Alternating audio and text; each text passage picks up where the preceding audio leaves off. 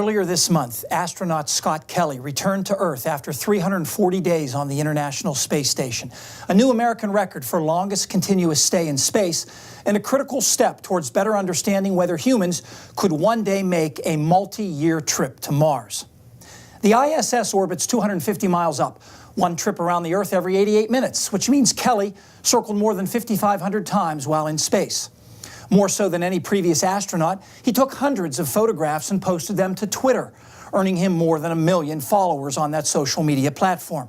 Most of his images were taken with a Nikon digital camera and lenses common to sports photographers.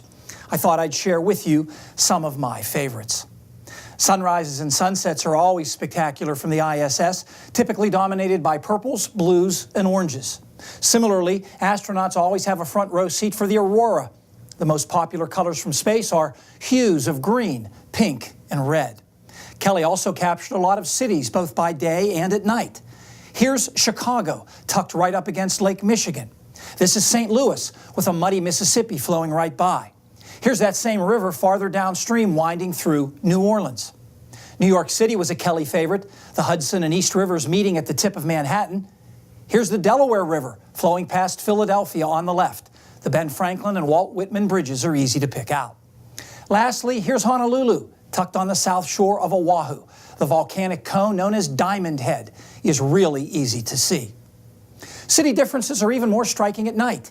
Here's Houston, the pattern of lights tending to radiate outward from downtown.